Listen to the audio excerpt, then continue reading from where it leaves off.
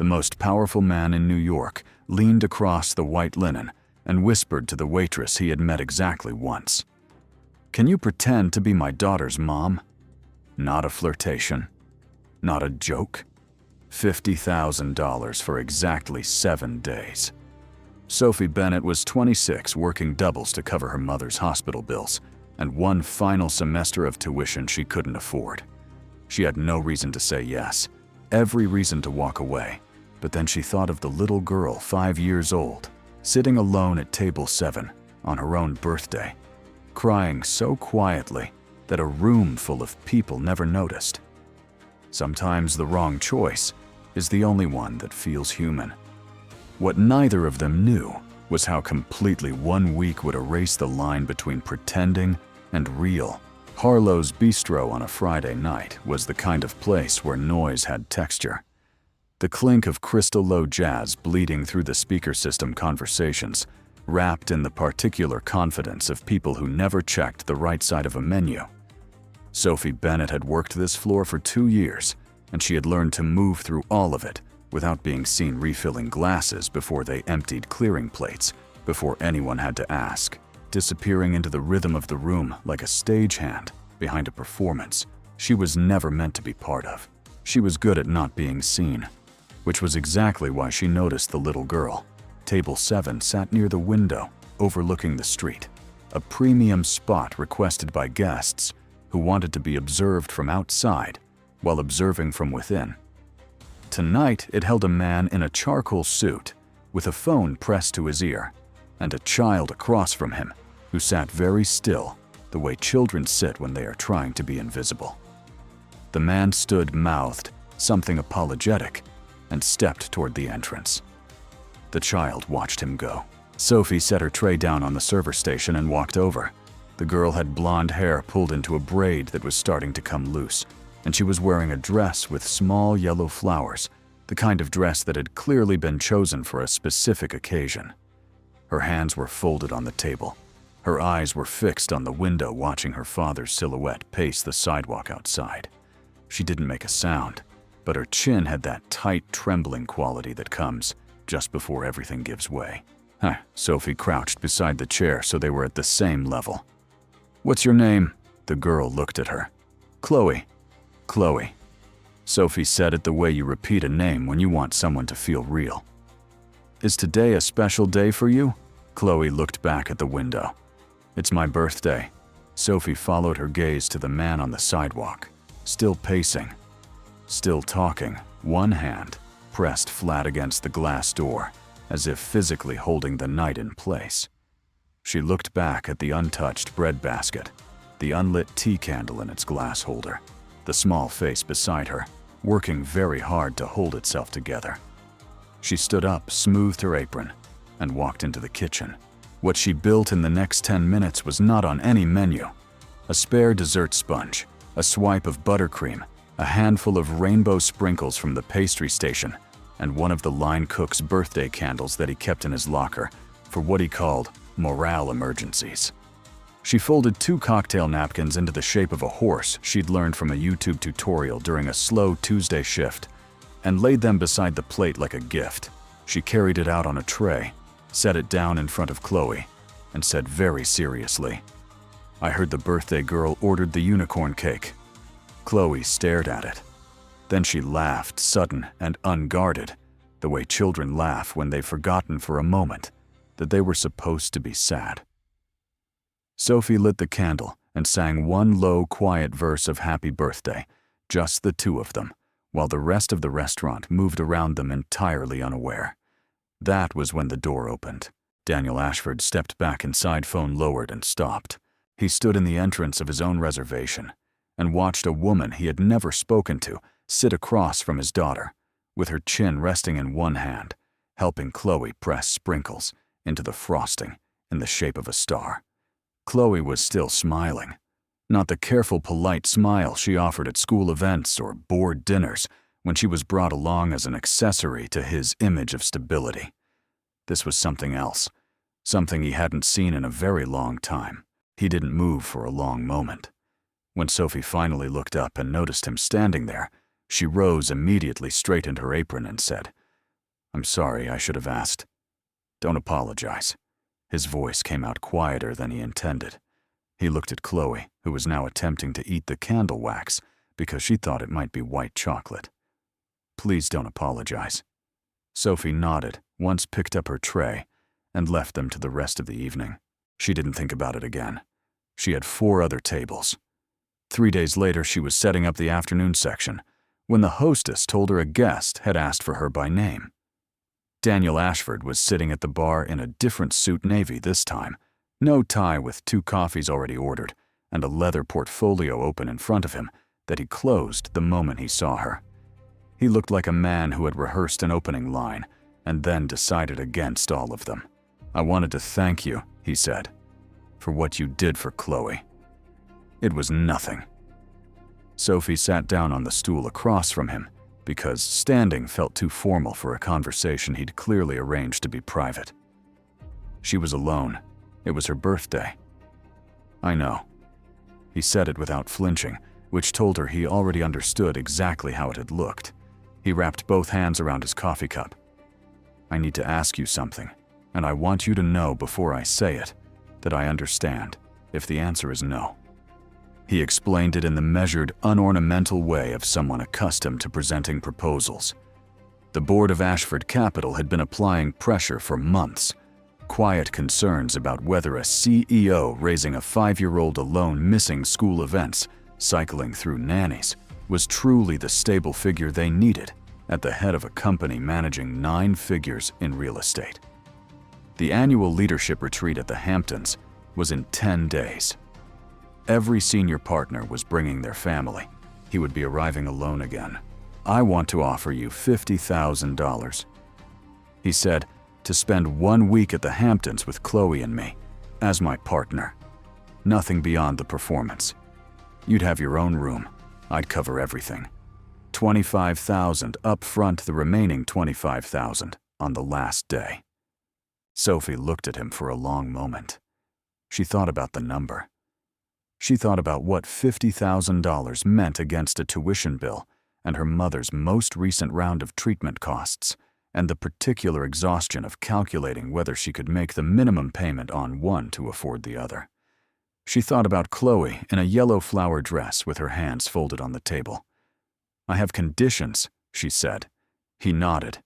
Tell me. The first one is that if Chloe shows any sign that this is hurting her emotionally, we stop. Immediately. No discussion. Agreed. The second is that you actually spend time with her that week. You don't hand her to me and go back to your phone. I'm not a babysitter. If we're doing this, we're doing it as a unit, which means you show up as her father. Something moved across his face. Not offense, but something closer to recognition. Agreed. And the third, Sophie said, is that when the week is over, I leave cleanly. No checking in, no extended arrangement. No. She searched for the word ambiguity. Chloe needs to know where the edges are, even if she doesn't understand why they exist. Daniel was quiet. He turned the coffee cup once in his hands. You thought about her first, he said. Not the money.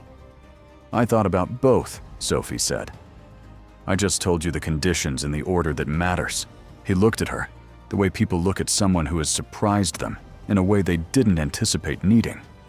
Then he reached into the portfolio and drew out a single printed page, clean, spare 2 paragraphs, and slid it across the bar. I had my lawyer draft something this morning, he said. I assumed there would be conditions. Sophie read it. Every term she had just spoken was already there, worded more precisely than she'd managed, but identical in intent. The payment structure was explicit, $25,000, upon signing the remaining $25,000 on the final day of the arrangement. She read it twice to be sure she wasn't missing something unfavorable buried in the language.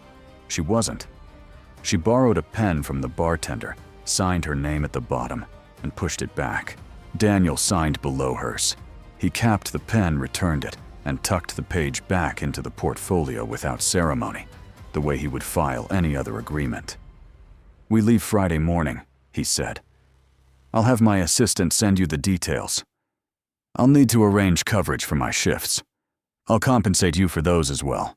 Sophie stood and smoothed her apron, a reflex, the way a person defaults to routine when they're not yet sure what to do with what they've just agreed to. She picked up the coffee he'd ordered for her and took one sip because it seemed rude not to. It was very good coffee, better than anything she made at home. She set it down, said, "Friday." The way you say a word when you're still deciding what it means, and walked back to the floor. Behind her, Daniel Ashford sat alone at the bar for a few minutes longer than he needed to. He was not a man who second-guessed signed agreements, but he sat there anyway, looking at nothing in particular, with his portfolio closed on the counter beside him and his second coffee going cold. The Hamptons house belonged to the company, which meant it was the kind of place designed to impress people who were already impossible to impress.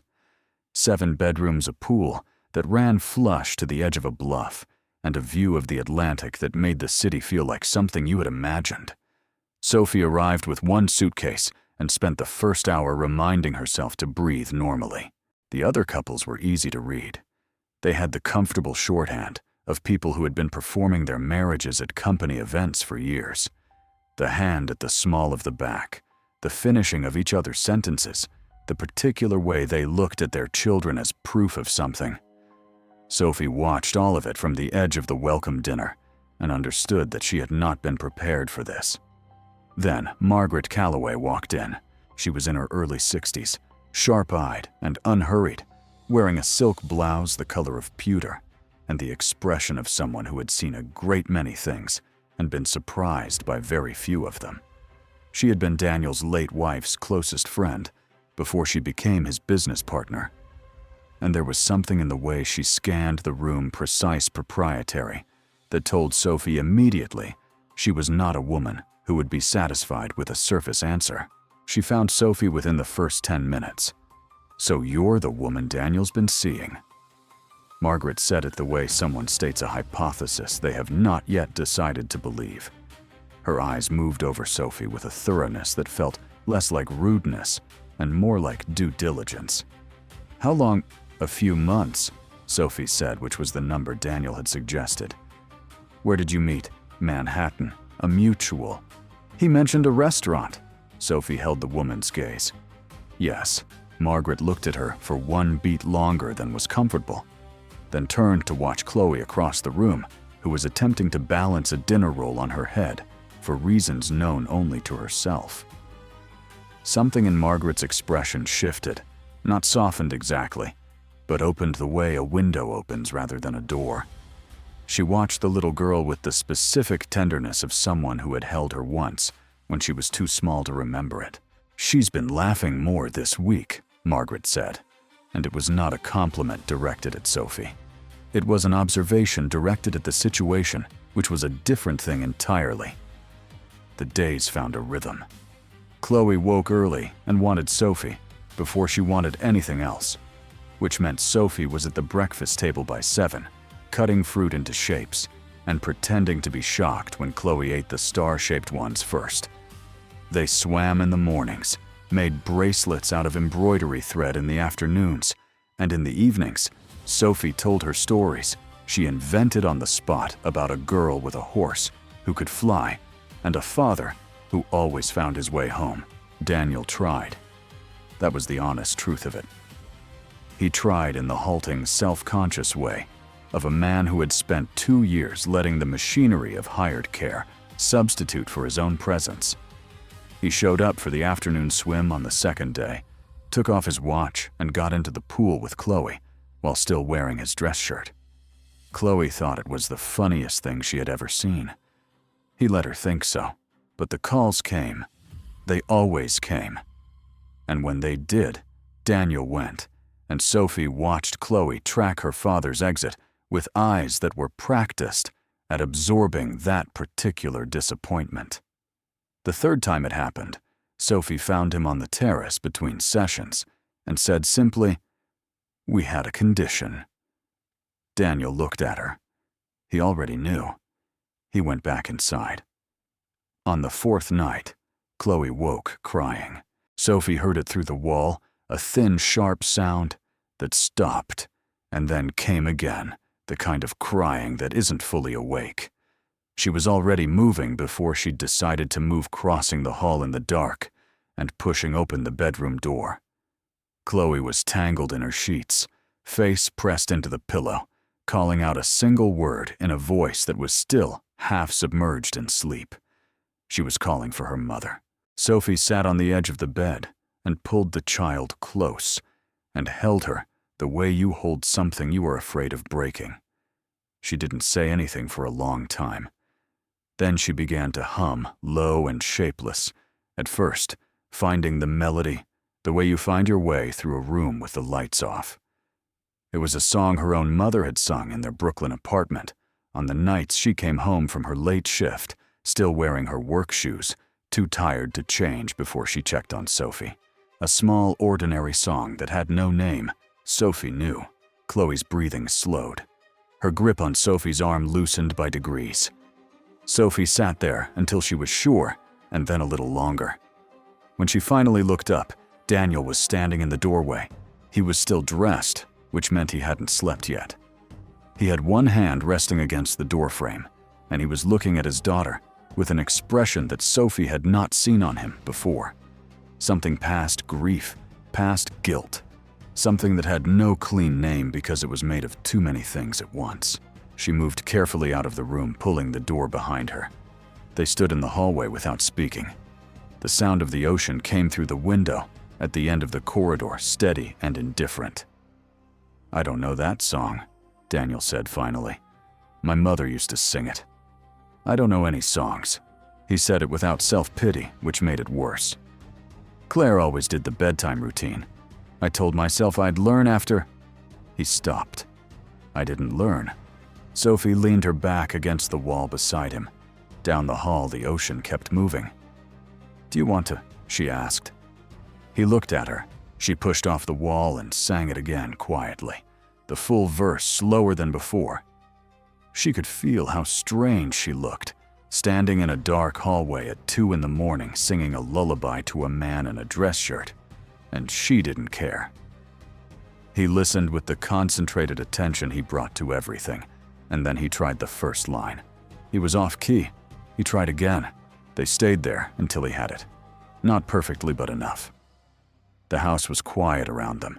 The window at the end of the hall had gone dark blue with the hour. At some point, Sophie had stopped tracking the fact that they were standing very close, and she did not start again. She only knew walking back to her room that whatever was happening between them had stopped being something she was doing for $50,000. She didn't let herself think past that. Margaret found her alone by the pool on the morning of the 6th day.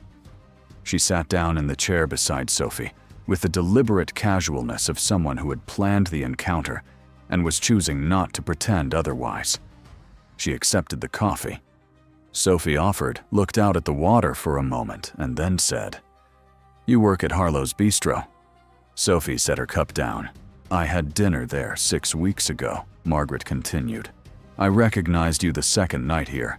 I wanted to be sure before I said anything."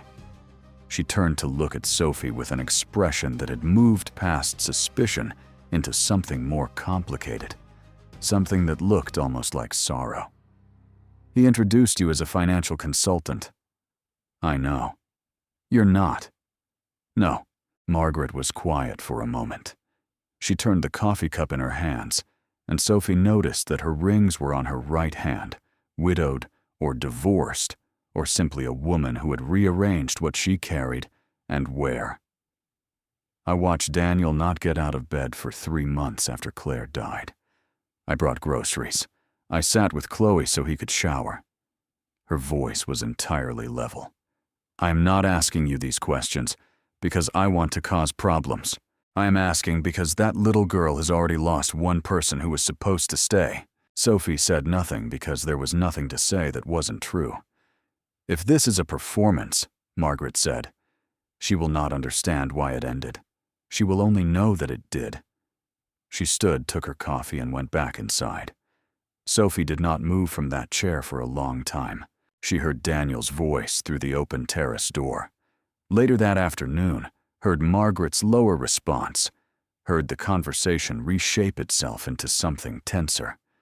She was not trying to listen, but she heard Daniel say her name, and she heard the firmness in his voice when he said it, and she understood that he was defending her, which was not a thing she had asked him to do, and not a thing she knew what to do with.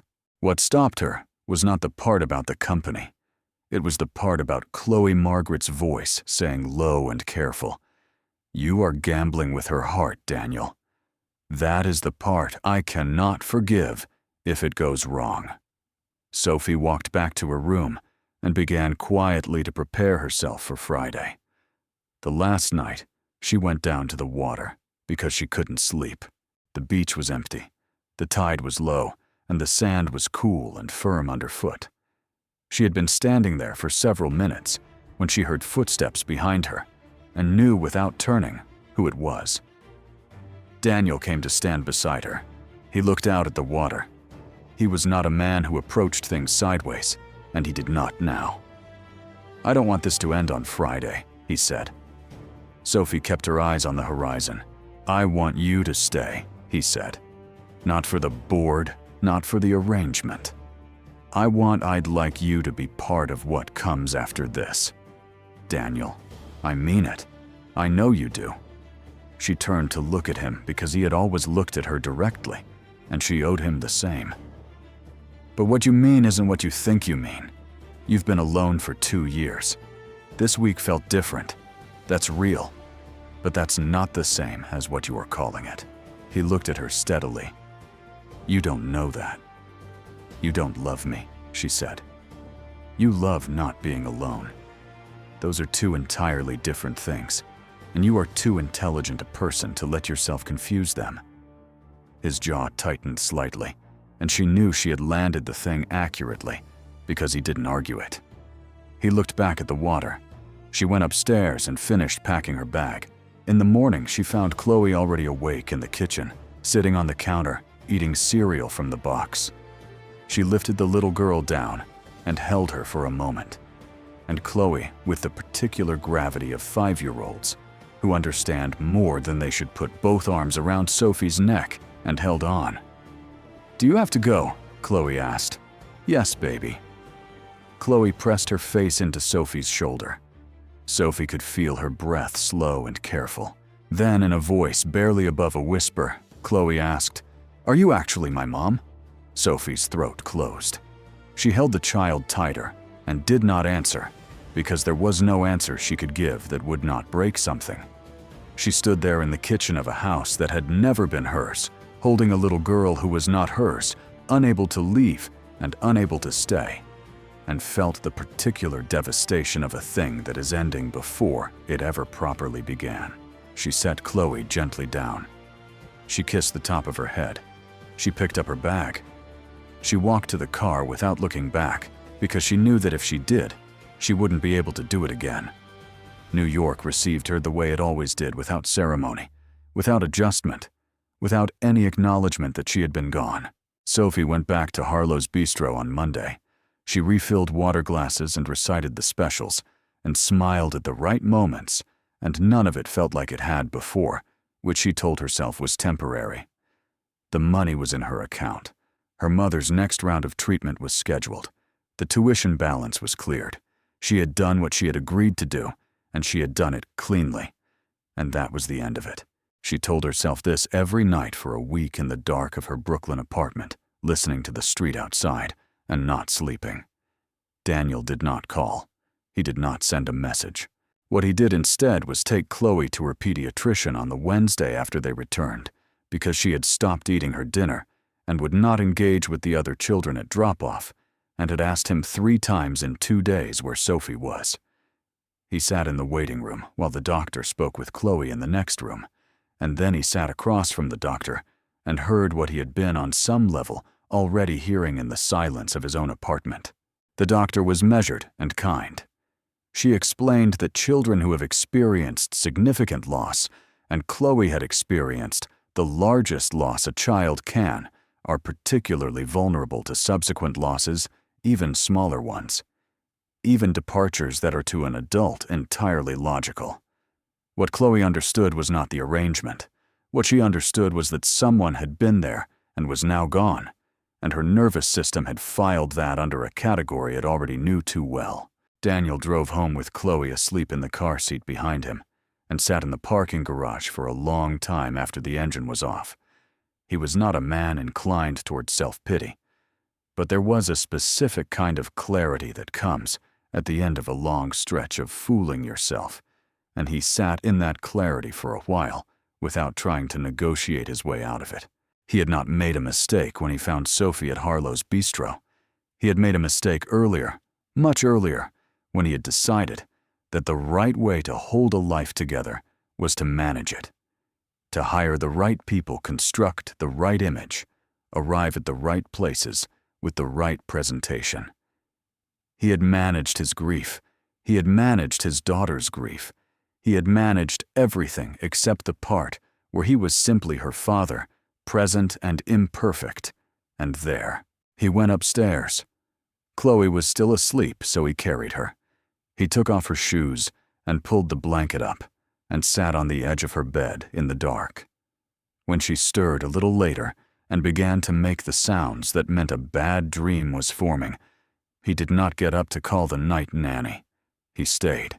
He put his hand on her back, and then he did the only other thing he knew to do. He sang. He was off key and too slow, and he forgot the second line twice and had to start over. The melody was imperfect in every technical sense, but he kept going, and Chloe's breathing gradually steadied, and she did not call out for anyone. She turned toward the sound of his voice and settled there, her small hand loosening against the sheet. He sat with her until he was certain she was deeply asleep. Then, a little longer. Nobody knew. No one had seen it. There was no version of this moment that helped his image or addressed the board's concerns or added to anything he was trying to build. There was only his daughter and the song and the particular silence of a room where something small and necessary had just happened for the very first time. Sophie found out she had been wrong about one thing. She had thought the hardest part would be leaving. It turned out the hardest part was the Tuesday morning 2 weeks later, when she walked past the children's clothing section in a department store on her way to something else, and stopped in front of a rack of dresses with small yellow flowers and stood there for an embarrassingly long time. She was not a sentimental person.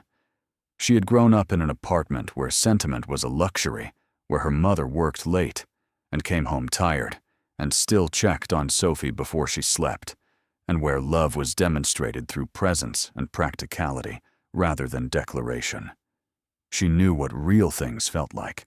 She was not prone to confusing them, which was why she could not explain why she couldn't sleep, or why she reached for her phone some mornings before she was fully awake and then put it back down, or why the thing that kept returning to her was not the beach at night or the hallway or any of the charged and complicated moments she might have expected. What kept returning was Chloe's voice in the kitchen that last morning, the weight of her in Sophie's arms, the question that Sophie had not been able to answer. She was already on the train to Brooklyn when she made the decision. She wasn't certain it was the right one. She went anyway. It was a Saturday morning early enough that the light was still flat and gray. Sophie came up out of the subway and turned toward Harlow's bistro out of habit. It was on her route. She wasn't thinking about it specifically, and then she saw them through the window. Table 7.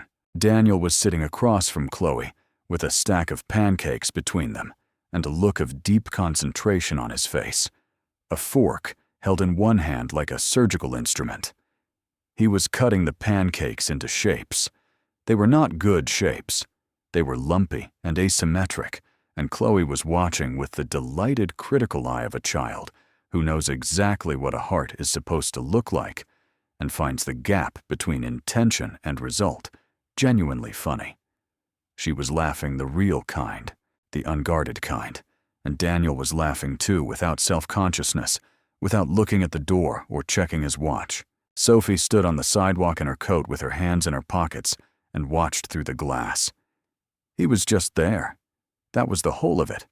He was just there with his daughter, at a table in a restaurant on a Saturday morning, not performing anything for anyone.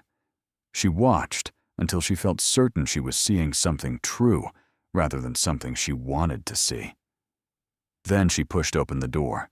Daniel looked up when the bell above the door rang. He saw her, and his expression did something complicated. Surprise, then something quieter, that he didn't try to hide and didn't move to explain. "We come most Saturdays," he said, when she had crossed the room and was standing at the edge of the table. In case that's useful information, Chloe looked up from the pancakes and then launched herself off the chair with the full physical commitment of a 5-year-old who has decided that proximity is the only acceptable option.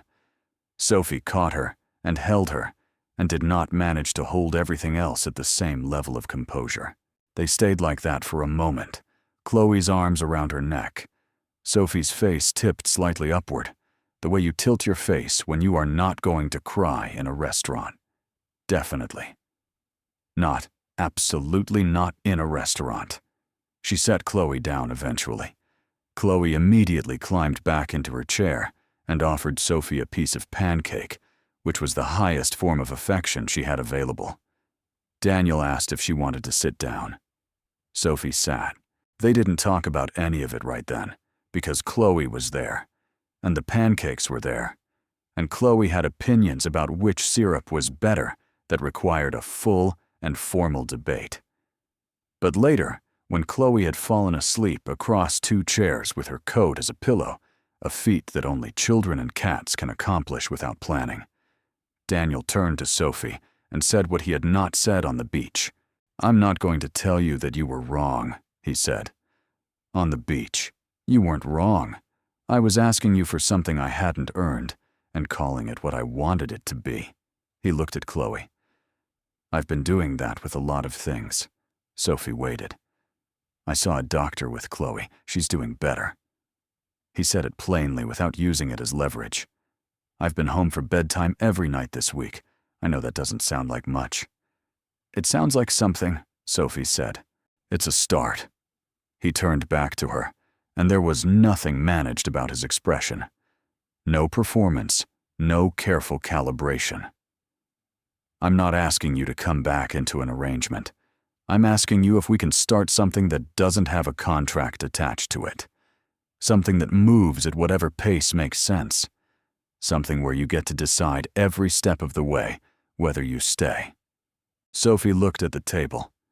At table 7, where all of it had started, the birthday candles that were never lit, the little girl who folded her hands and tried to be invisible the moment Sophie set down her tray and crouched beside a stranger's daughter and did the only thing that seemed human. "I'm scared of believing this," she said. "That's the honest answer. Not that it isn't real. That it might be." Daniel didn't reach across the table. He didn't fill the space. He just said, "I know. I think that's probably the right thing to be scared of." She looked at him for a long moment. He looked back. "Saturday mornings," she said, finally. "Every week. I want to see you try to make a star-shaped one. The geometry is genuinely challenging." "I know," she said. "That's why I want to see it." Something in his face shifted, not a smile exactly, but its predecessor, the moment before a person who has been careful for a very long time allows themselves to stop. He refilled her coffee from the carafe on the table, and she wrapped her hands around the cup, and across from them, Chloe slept on entirely unconcerned, one shoe half off hair, everywhere, certain of nothing and trusting everything. 2 weeks after that, Sophie received an envelope in the mail with no return address. Inside was a photograph Chloe at the Hamptons, mid-laugh caught in the act of jumping off the diving board, her blonde hair fanned out against the blue sky. Margaret had taken it on the 3rd day, one of many she'd quietly captured of Chloe throughout the week. There was no note. Sophie set it on her windowsill, where the morning light caught it, and she understood exactly what it meant and who it was from. And she felt for the first time since she had walked out of that Hamptons kitchen that something had been quietly and completely resolved. A year later, Daniel came to Harlow's Bistro on a Thursday evening and reserved table 7 and waited for Sophie to finish her shift. She came out through the kitchen door in her coat, already texting him that she was on her way, and stopped when she saw him. Chloe was beside him in a dress with small yellow flowers, deliberate. Sophie understood immediately every detail of this was deliberate, and she was holding something behind her back with the theatrical transparency of a 6-year-old who has been entrusted with a secret and found it nearly unbearable. Daniel did not make a speech. He was not a man who made speeches. He simply said her name and looked at her the way he had looked at her in the doorway of Chloe's bedroom, past the careful past, the managed into the part of himself he had spent 2 years boarding up. Then he showed her the ring. Chloe, unable to contain herself any longer, thrust a hand-drawn card forward. It was a piece of folded construction paper with crayon figures on it, 3 of them 2 tall and 1 small, standing in front of a building that was either a restaurant or a castle. It was difficult to say. Written across the top in uncertain block letters in purple crayon were the words, "Will you be my mom for real?" Sophie read it twice. The wedding was small and in the spring. Chloe wore flowers in her hair and carried a basket of petals and took the responsibility with a solemnity that made the officiant smile. Margaret Calloway sat in the 3rd row and did not cry, which everyone who knew her understood was the most significant emotional display she was capable of. Years passed in the way years do, layered and ordinary, and full of the small events that don't announce themselves as important until later. Chloe grew. Sophie finished her degree. Daniel learned slowly and imperfectly to leave the office before dinner.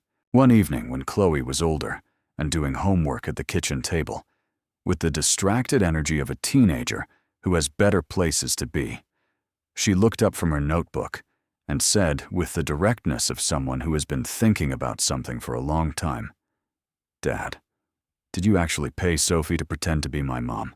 Daniel looked up from his book. Sophie at the counter did not turn around, but her shoulders shifted in the particular way that means she was listening very carefully and also trying not to laugh. "Yes," Daniel said. Chloe considered this. "That's a weird thing to do." "It was," he agreed. "Did it work?" Daniel looked across the kitchen at Sophie, who had turned around now leaning against the counter with her arms crossed and her expression doing that thing it did when she was letting him answer for himself. "I paid Sophie to pretend," he said. "Sophie decided to stay. Those are 2 different things, and the second one had nothing to do with me." He turned back to his daughter. "Which is why I'll owe her more than I can pay back for the rest of my life." Chloe looked between them for a moment, with the evaluative gaze of someone filing information for future use. "Okay," she said, and went back to her homework. Sophie turned back to the counter. There was no contract for what came after that night on the beach, or the hallway, or the kitchen, where a little girl asked a question that had no clean answer.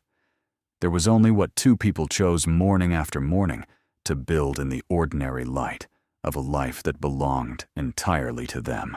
That turned out to be more than enough.